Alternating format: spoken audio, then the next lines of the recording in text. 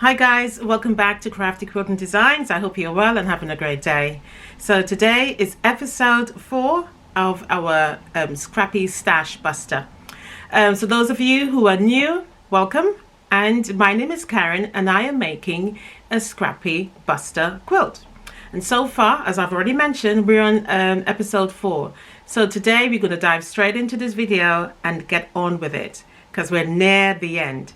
Now, we are going to do a floater border today, and we are also going to do for our final border a crumb border. All right, so we're going to do a final border in terms of making those cuttings of those fabrics nice and small, or scrap pieces, stitch it all together, make a beautiful border. Now, I did go through the options of just using an ordinary plain fabric and see what it looks like, and I wasn't really pleased with it, to be honest. And I think a crumb border will be ideal to finish this off with. So my quilt top actually measures 70 by 55.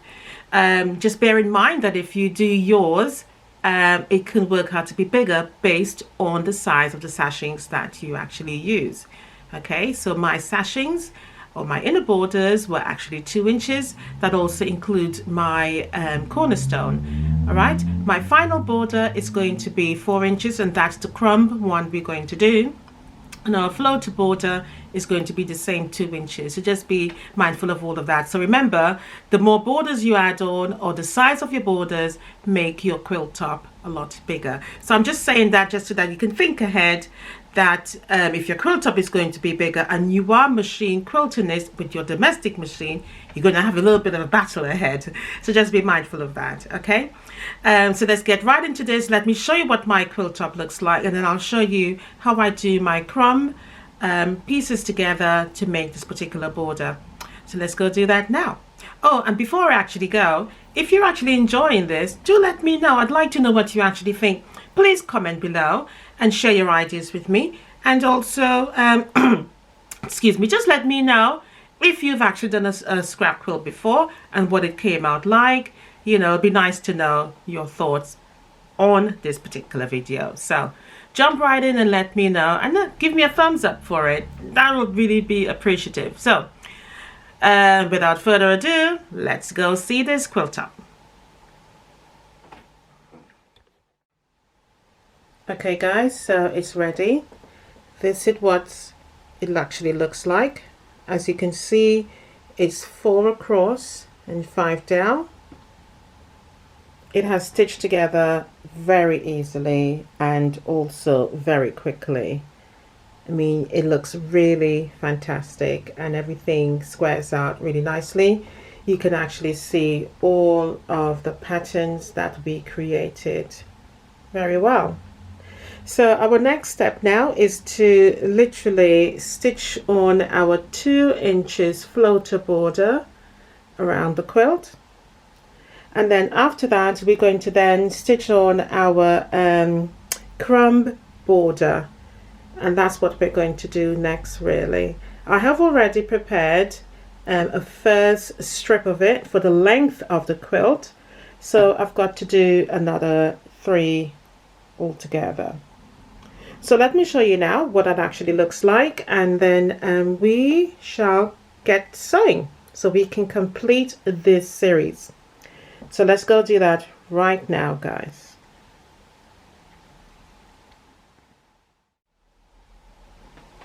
Okay guys, so let's get into this. So I have my scrappy bits all here, but before I get into that, let's sew on the 2-inch border, floater border first, before we get into the crumb border. All right, so again, so it's just front sides together, and I'm starting from the 4 across blocks.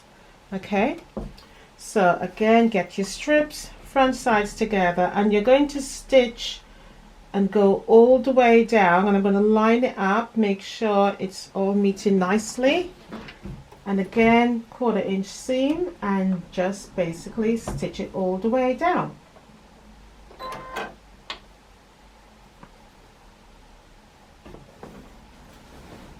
And you will need to have your quilt all over you, basically, until you've done it all, because at the end of the day it's getting bigger.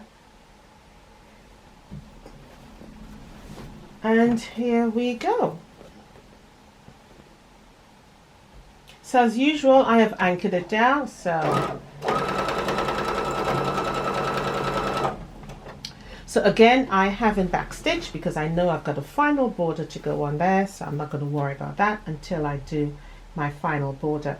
Do not stretch, just sew your 1/4 inch seam all the way through.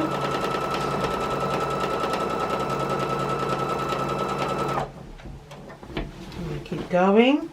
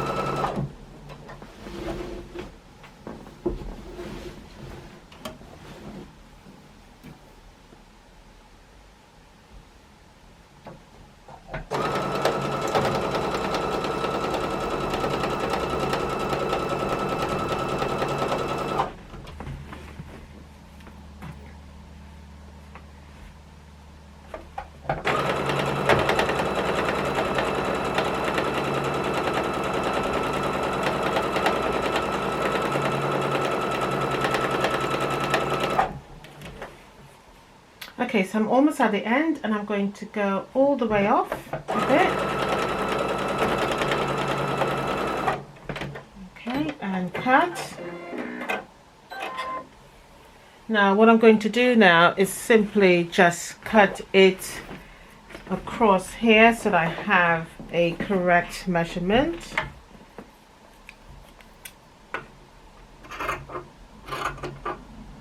Okay.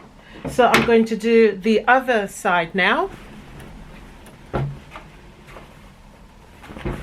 going to do the other way. Put that down there. Turn it around, because this quilt is growing, guys. It literally is growing.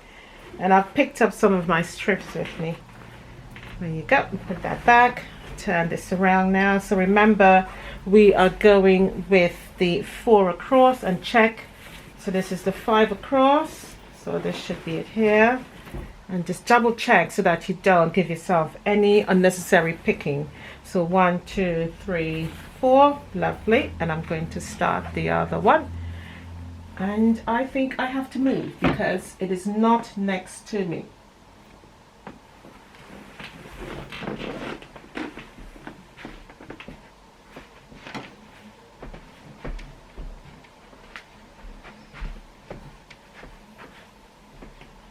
Okay, let's just double check again just to make sure I have the right sides. 1, 2, 3, 4, lovely, and front sides together, and continue to do the same thing. Remember not to stretch, just place it on there and stitch. And anchor down, hold, measure and sew.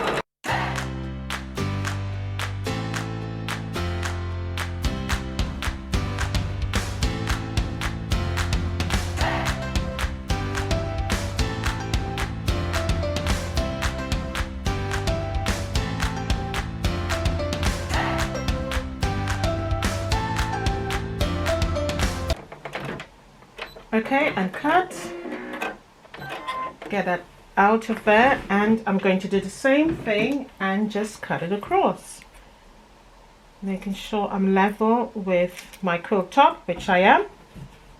All right, so the next step now is to add on the other border, and so I'm going to continue with that particular edge that I just sewn on, just flatten it all out.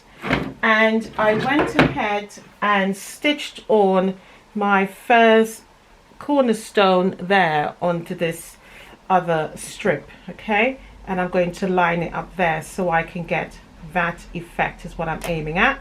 Then front sides together, making sure that the seams nest there so that it's nicely set in, which it has. And again, just continue to do the same thing and get it all the way down.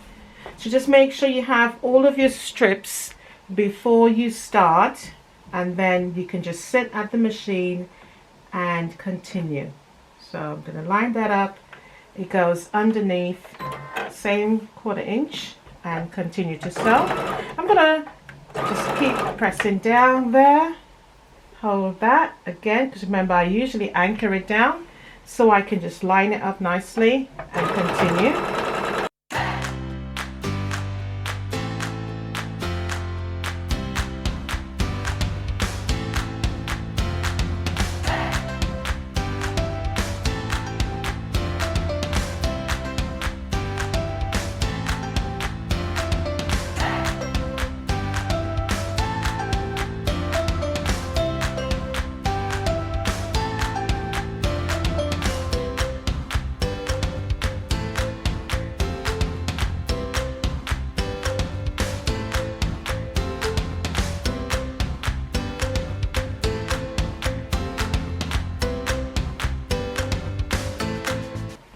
So I'm almost at the end, and I'll show you what because I have not stitched on the other part of my cornerstone.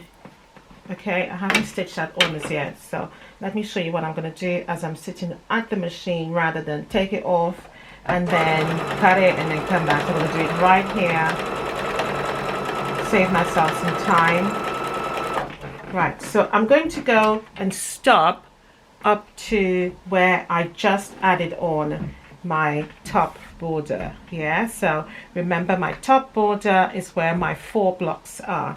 So I'm just going to stop right here, and then I am going to stitch on my corners there. Okay, so what I'm going to do is, probably it's best to just cut it right now. So I'm going to cut it, making sure I leave a 1/4 inch so that I can add on my seam allowance, because if I do it short, then I'm going to use more seam allowance to join this. So I'm just going to cut it. I'm going to flip it back so I can actually see the length of seam allowance there that I need to cut it up to. Because if I fold it back, that tells me the exact width of my particular length of cut that I need to cut there. So I'm just going to put it right there, and I'm going to just give it a snip right there, and then take it all out and then cut it right there. And then I'm just going to cut my thread, and what I'm going to do now is lay this front sides together.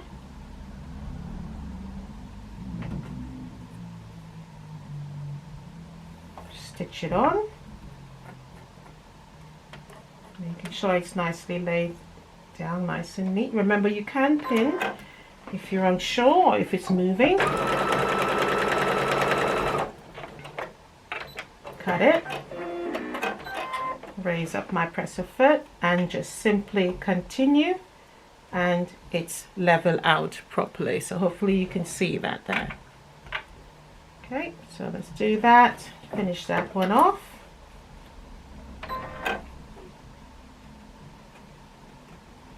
And just continue to sew.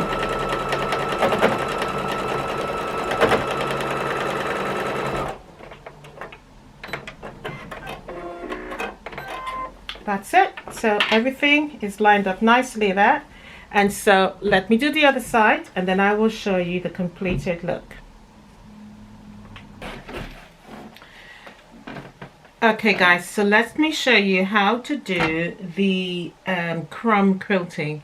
So I have prepared pieces of fabric here, and all I have done literally is just cut them. I did sort of press them smoothly.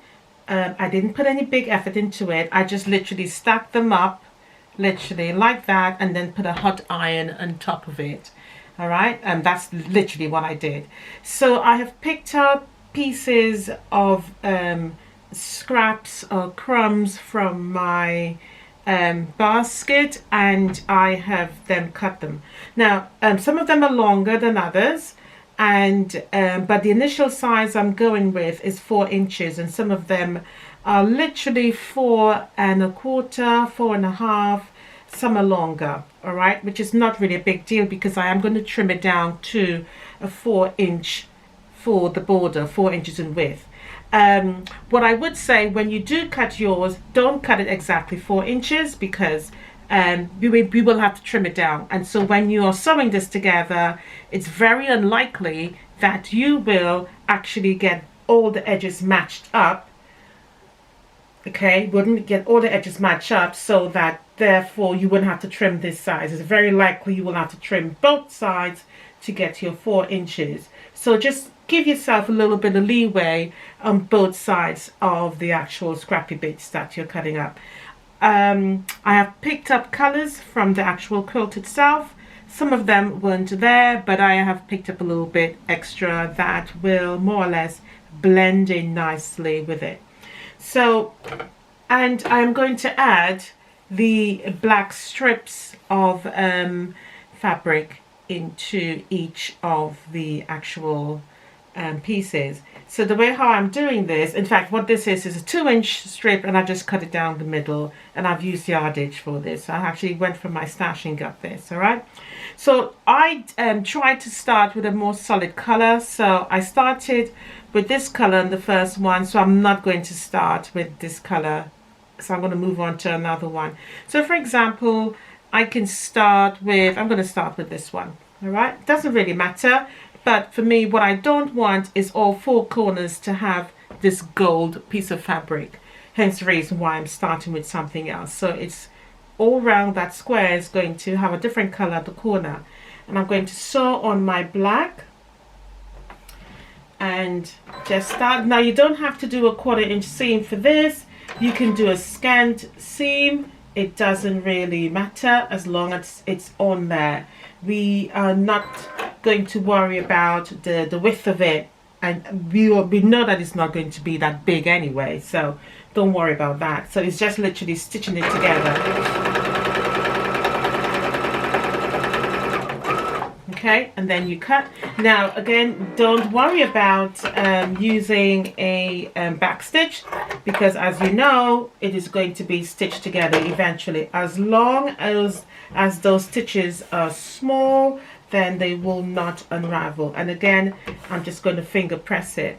Okay, so I'm going to put a black again on the end, because I want black on all the edges. So even at the beginning of your scrap or your crumb piece, you are going to put a black piece of fabric across there. So we're basically framing this with black every time and just trimming it as you go. Okay, so that's the first one done, and then I'm going to continue. Just going to flatten it out so that it's easier. And with this, I'm just going to take any one that comes to my mind, really. It doesn't really matter, because I have already done the choosing of the fabric, so it doesn't matter where I put it together. The only thing I wouldn't do is put like for like colors next to each other. Okay, what I would say, if you do make a mistake, and when I say mistake, I'm referring to the fact that if you have stitched together 2 pieces together without adding your black, don't worry about it. Don't worry about unpicking it. Just continue, because at the end of the day, it's not really going to show up that much, and your pieces may more or less be small anyway. Okay, now I have just taken the pieces as they are. Whatever width they were, I used them as it was. Some, if it was too big, I did kind of cut them in half to trim them down, because I was obviously aiming at a particular size, so I did trim them down, but I didn't go too tiny either. All right, so that's the idea of doing this, and you will continue to do this until you have reached your particular desired length. So you will need to stop at some point and see how long you have, the length you have actually made. All right, so that's what you'll need to do. But as I said, that's entirely down to you. That's up to your personal choice. So stop and check when you are almost there. Now, hopefully you can see what I mean by the edges being straight. So you'll have one edge somewhat straight there, and then this one will be longer because obviously our strips of fabric is not the same. I haven't really trimmed them because I know I'm going to trim the whole thing up once I'm done. But just try and start as close as much as possible so you don't have too much to trim on that side. Okay, remember the strips that I have done, they're not that big anyway, yeah? So just be mindful of that. So I'm just going to continue again, and I've already prepared all of my black strips so I can get going. So we're just doing crumb quilting basically. So I should say, sorry, crumb piecing. We're not quilting it just yet. Jumping ahead there.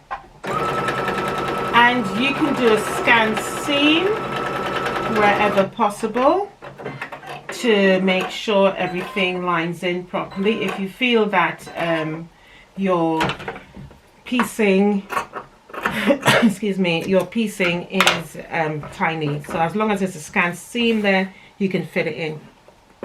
So that's the idea of it there. As you can see, this one is a little bit big. It's probably about 2 inches. This one is probably about 1.5 inches or 1/4. This one is half. So it really depends on you. I am not really bothered about the size, and I'm not going to go 5 inches width. Yeah, this is the maximum I'm going to go for, to be honest. And if it is bigger, if I pick it up and it's bigger, very likely I will cut it down the middle and add another black piece to separate it. So for something like this, I wouldn't cut it down. I'll leave it as is, and I will add it on. Okay, because remember, you're going to take up for your seam allowance. All right. And we want it to be similar on both sides, so don't do one side very, very tiny pieces of fabric or very thin pieces of fabric and then one side really big. So even it out, spread the colors out so everything matches up really nicely. Okay, and again that goes on, and I'm going to continue with my black and just add it on yet again and just continue. It goes by really quickly, to be honest, and that's literally it for us to do this crumb border. And cut. So just keep everything next to you. Notice where my scissors is right there. I don't have to go far. As I said, I'm not going to press. I'm literally going to do all of that at the end. So just take your time, sit here, put the telly on, have a cup of tea next to you, and just literally chill out and make it. All right, so that's it. So I'm going to continue with all of this, and you shall see what it looks like. So we are literally getting close to the end of this. This one here that I just literally stitched on, I actually did a scan seam for that because there wasn't much left there when I laid it down. I didn't put much on there for the purple and the black together. So that's what I mean. And as you can see, this one is quite short. The purple is short. So again, I'm going to trim all of that down. And I'm going to go with another piece here. So keep everything next to you. I have even reused some of that cream as well that was in my particular quilt top. So I have not wasted anything really. I've just chucked it all in there so that I can use it.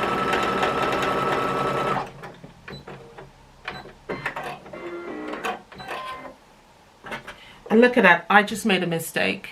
What I just did was simply add on my piece without adding my black. So what I'm going to do to make life easier on myself, I'm just going to trim that. Yeah. And all I'm going to do now is just simply add on the black, really. So don't beat yourself up over it at all. If you sew it on without actually thinking about what you're doing, it is easily rectified. Literally easily rectified.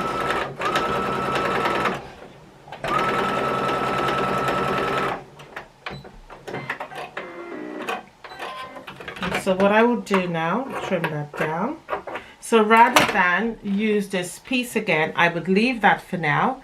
Add on another piece and just find something else. I haven't used blue yet, so I'll go for this one here. Add on a blue piece just to separate that color so it's not too close to each other. I think those are the things, those are the little rules you need to keep in mind. So as long as the colors are not close to each other, you are good to go. I'll keep going.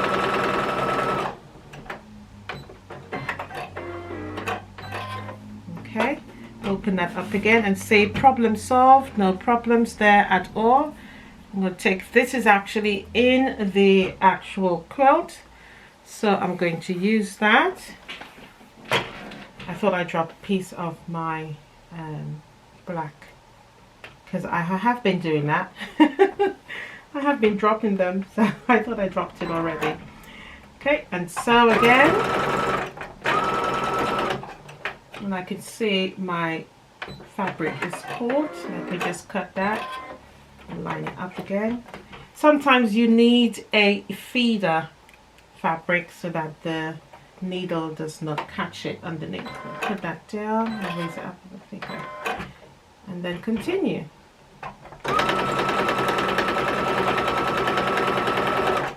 Especially when you have small pieces like this, the fabric tends to go right under the needle. So I'm going to fold that back there, get another piece, and again this one is actually in the quilt top, so I'm going to use that too on there as well.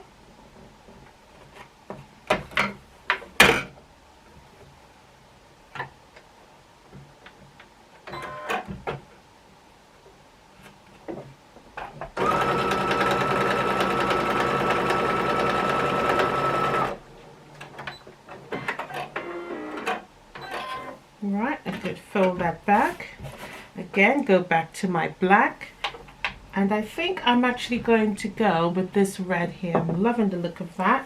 It's lovely and bright because my quilt top is bright as well, with some really beautiful colors in there. So I'm going to add that in the border as well. So remember, just keep all of your colors just dotted around. You don't have to pile them up in one area. And cut. So as you can see, it's growing already. So very easy just to do this crumb border. Doesn't take long at all. I'm just checking that I have the right side, so front sides together, and just lay them together, and so. And if you think that the piece that you pick up is too big, as I said, just trim it down. Don't worry about it. The only thing I wouldn't do is use pieces that are not cut straight, because effectively what we are making is sort of a ladder, and I can see I missed a piece there. So let me go back and correct that right now before I move on any further. And I like doing that. If I see something that needs sorting out, I do it immediately, because sometimes you can forget. So you effectively just creating a ladder, and that looks really pretty. I'm loving this. Imagine when this is trimmed up and it goes against the white, how beautiful that would look. So again, get a black in, and it goes right over there.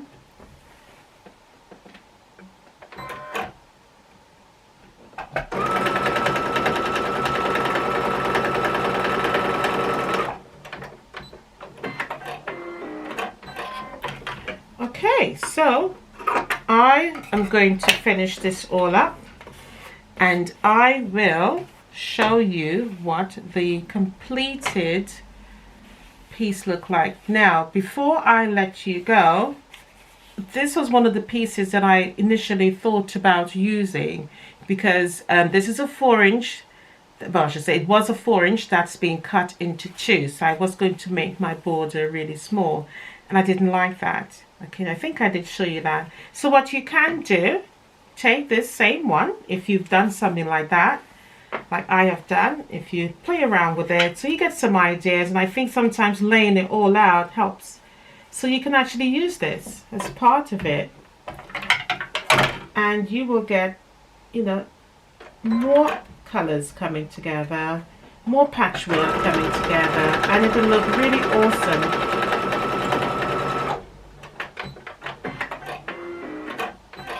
So if you know you have anything in your stash like that that's already pieced, by all means use it. Just make full use of it. So I'm just going to continue doing that, and I shall show you what it all looks like. So let me know your thoughts. What do you think of doing a crumb border? I'd love to hear your ideas and what you thought of this actual, because I didn't want to use just an ordinary fabric for it. I didn't want to just use a solid fabric or just a floral fabric. So that's why I went with a crumb border. So let me know your thoughts. Would you do something like this for your quilt, or would you just stick with an ordinary solid or patterned border, another piece border? So let me know what you think.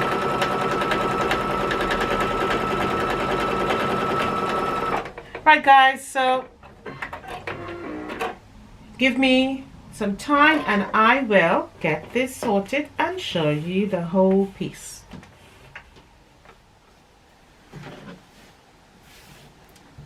Right, so let's talk about the borders. So I've already added on the crumb border that we made earlier, and I've also added on my 2-inch with a sashing, so you can see that there clearly. Now what I wanted to point out for the borders is that when you are compiling them, i.e. stitching them together, make sure that you start with a black strip, and I think I mentioned that already, but I just wanted to repeat that so that because it's a purpose for it. So you're starting with a black strip and you're ending with a black strip also. Now what I also want you to note is that when you are stitching it together, you can notice that you are ending your strip with the fabric, not at the end. So actually you ended mid fabric or mid crumb, etc. So what I would like you to do is stop short and to then stitch on a black strip and then obviously cut it off. Now you can measure it first, so you can lay your quilt top out and then measure it, and that way you would know exactly where the crumb border ends and where you need to add on a black strip if it doesn't end automatically. I was quite lucky that mine's end quite remotely like that, and there wasn't an issue there. Now to join the other one on, and just wanted to point out as well, very important, do the top and bottom borders first, okay, and then we're going to align the others on. So you have 2 options to actually stitch it on, and you can see why I wanted it end with a black, so that it joins there really nicely. So remember, these are 4-inch width crumb borders, okay, and each crumb is divided with a black strip of fabric, which is 1 inch or 1.5 inches. I didn't really measure it, I just used them as they came, so it wasn't really an issue. So again, you can measure it up there so it lines up nicely, so that therefore your black strip coincides with your black cornerstone there. So that's one way to stitch it together. What you can ensure though is that you use your wider strip of fabric on the ends, and you can then move all the way through with thinner pieces or widen the pieces as however you see fit to do. So that's one way of doing it. Or another option, you can slide this down, okay, making sure that's level there, and then you can put an ordinary 4-inch square solid fabric in there on each of your corner, and again this looks really nicely. I'm a little bit in two sides as to which one to go with, because I do like the look of both of them. I do like the growth of the black color going up, and I do like the fact that the color stops there and it continues with the square, in terms of it being squared up with black, because we will finish it off as well. The binding will be a black fabric. Okay, so you can either go this way and slide it all down, making sure it's lined up there, and then use a black fabric in the middle there so that it squares it off really nicely. So options are available for you to choose in reference to which one you want to go with. So you're gonna have to go with black. I mean, I like the black, but you know, you can choose whatever color you want to go with. Okay, so this brings us to the end of this week's tutorial. So I hope you enjoyed making your crumb scrappy border and your 2-inch border with your cornerstones. So the next thing to do now is to base this quilt and show you the final reveal of what the quilt actually looks like. So until then, happy quilting and bye for now. Take care.